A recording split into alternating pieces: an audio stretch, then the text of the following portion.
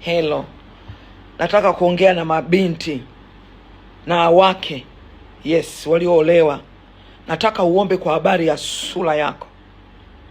Mwambie Bwana, mahali kokote ambako kibali changu kimeibwa na sura yangu imechafuliwa, kwa jina la Yesu na kwa damu ya Yesu, ninaondoa chochote kilichowekwa kwenye sura yangu, iwe ni alama, iwe ni kinyago, uwe ni uchafu, chochote kilichowekwa sura yangu, kokote inakotumika, iliko meso kokote, Baba, uko iliko, igeuke kuwa radi iwapige, igeuke kuwa moto iwachome. Chochote kilichowekwa kwenye uso kikanifalakanisha na mwenzi wangu.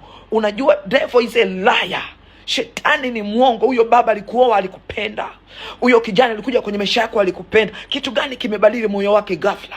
Kitu gani kimefanya akuchukie? No, ulimwengu wa giza una sarakasi nyingi. Sasa hizo sarakasi, na sisi tunavaa silaha zote za Mungu, tunaingia katika ulimwengu wao wa roho na kupangua na kupiga na kuharibu na kuteketeza na kuchoma na kuvua chochote kilichovishwa rapo ikarebo sheke tayaba.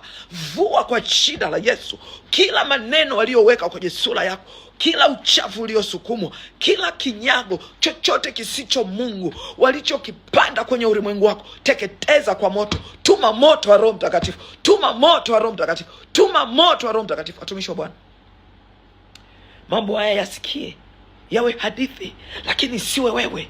Hizi kesi nimekutana nazo nyingi, na tulipoomba mambo yalibadilika. Wababa walirejea, wachumba walirejea, kibali kiliporejea, kazi zilipatikana, kibali kiliporejea, ndoa zilikuja. Watumishi wa Bwana, shetani